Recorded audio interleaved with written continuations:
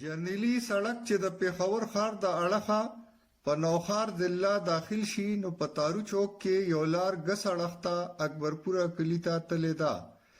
په دې لار تقریباً د 3 کیلومتر په فاصله د اکبرپوره کلي نه بهر د اخون پنجو بابا مزار دی. د اخون پنجو بابا خپل نوم عبدالوهاب او د والد صاحب نوم یې سید غازی بابا وو. د بابا د اسلاف تعلق د عربو سره وو او د هغه ځای نه د هندوستان علاقه سنبل ته راغلی وو. ځکه په عین اکبری کې ابوالفضل د بابا نوم شیخ پنجو سنبلی لیکلی دی. چې لودیا سلطنت په زوال شو نو د عبدالوهاب صاحب والد صاحب د چج هزاره په لاره د یوسفزو علاقې ته راغلو او په ترکۍ کې آباد شو. سید غازی بابا ډیر پرهیزګار او متقی انسان وو. دوی د جناب صالح محمد المعروف دیوانه بابا د ترور سره واده کړی وو.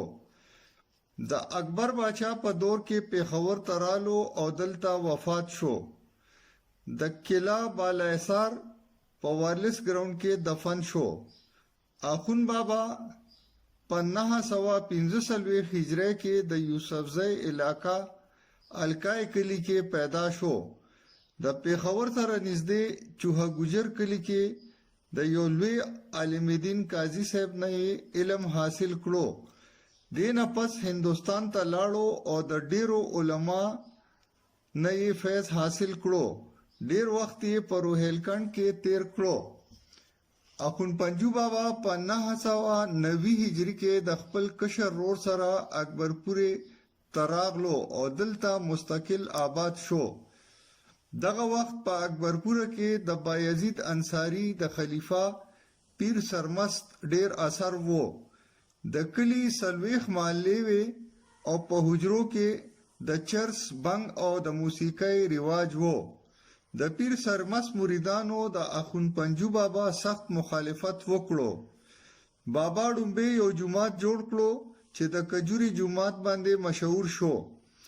بابا د تفسیر حدیث فقہ اصول منطق او اخلاق درس شروع کړو او د امر بالمعروف او نهی عن المنکر د پاره یې خواوشا علاقو ته جماعتونه ولېږل. تقریباً 300 علما د دوی نه په علوم ظاهری کې دستار او سند حاصل کړو. د سلوک او معرفت طالبانو لې د درس بیل انتظام کوو. د لری لری نه بخلک د دوی په درس کې شرکت کوو. بابا په سخاوت کې ثانی نه لرله. د لنګر نه امیر غریب ته په یو شان خوراک ملاوېدو. مغول بادشاہ ورته څو ځله د لنګر د خرچې اوچتولو خواست وکړو خو اخون پنجو بابا ونه منله. د بابا دعا ده چې دا لنګر به تر قیامته جاری وي.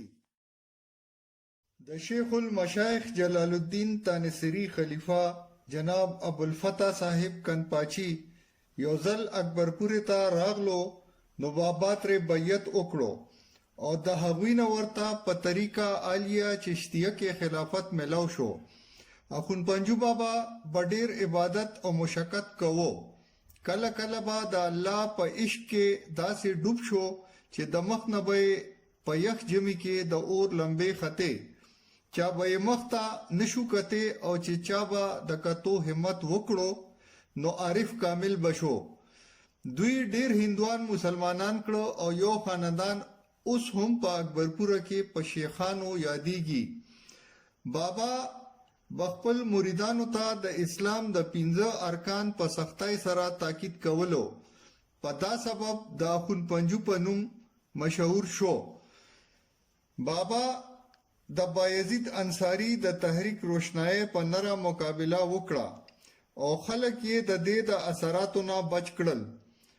وایي چې یو ځل د اکبرپوره خوا کې په دریای باړه کې سیلاب راغی او د کلی د ډوبېدو خطر وه. د علاقې خلک د بایزید انصاری خلیفہ پیر سرمسله د مدد دپاره لاړل. هغه ورله خپل د بنګو کوټلو کوتله ورکړه چې د اوبو په بند یې خخه کړی خو د دې هیڅ اثر ونه شو. پیر سرمست د بند د پاسه په خپله ودرېدو خو اوبو په مخه کړو او ډیر په مشکله مریدانو بچ کړو. دغه وخت اخون پنجو بابا خپل خلیفہ حضرت میاں علی بابا له خپله امسا ورکړه چې په اوبو کې خښه کړه. د خدای قدرت و چې اوبه سمدستي په کمېدو شوې او سیلاب ختم شو. د اوبو په غاړه کلی او خوشه د کلو زرګا خلکو چې دا کرامت ولیدو نو د بابا په لاس یې بیعت وکړو او په دا رنګ روشنايي تحریک اثرات چې د حکومت په زور او بحث او مناظرو نو کم شوي د اخون پنجو بابا په یو کرامت د علاقې نه ختم شول.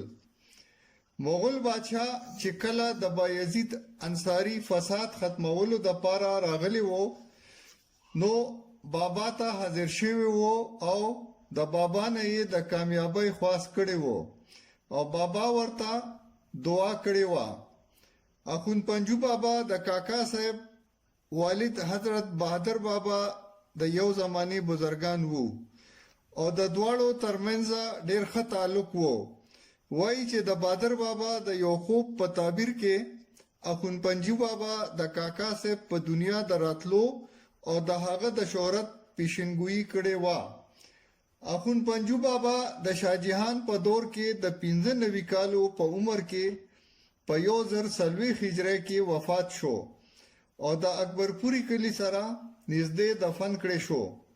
د بابا په تدفین کې میاں عثمان صاحب، اخون سالک صاحب، کاب گرامی، میاں علی بابا، شیخ رحمکار کاکا صاحب او شیخ عبدالغفور المعروف چلگزی بابا شامل وو.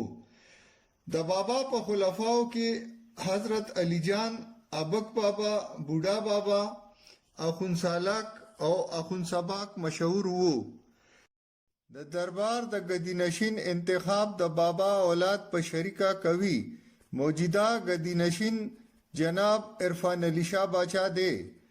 د بابا د دربار انتظام هم د بابا د اولاد په لاس کې دی.